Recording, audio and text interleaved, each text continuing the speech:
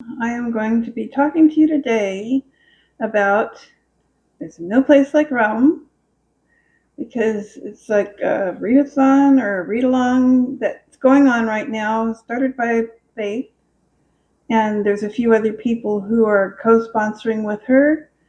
I will mention them in the description of the video.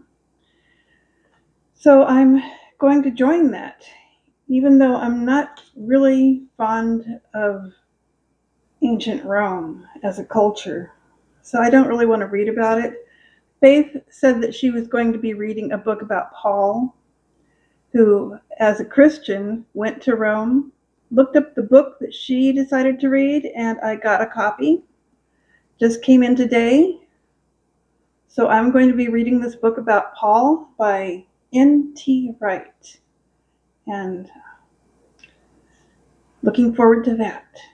And just to get into the spirit of Romans, I will read the book of Romans from my Bible. Yeah, I guess No Place Like Rome is happening during March and April.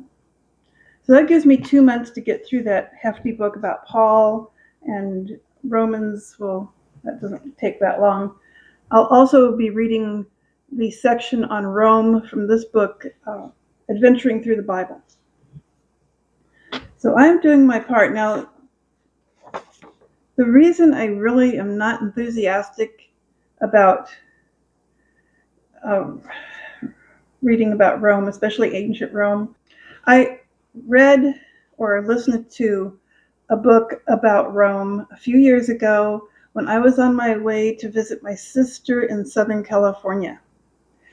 And it was an audiobook, of course, because I was driving, and it was called A Voice in the Wind by Francine Rivers, who is a Christian writer, mostly fiction writer. And so it is the first book in a trilogy called The Mark of the Lion.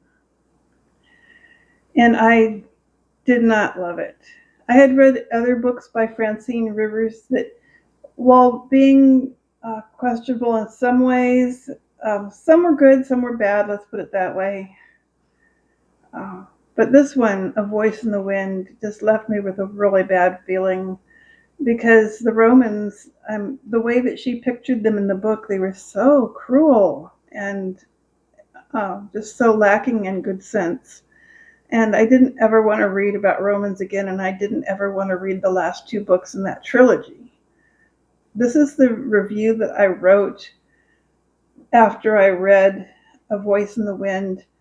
Now, at Goodreads, I review every book that I read these days. I have been doing that for a couple of years. I read this one in 2021. I loved the character of Hadassah, but overall this novel was way too violent for me, and I kept wondering how Francine Rivers could write something like this.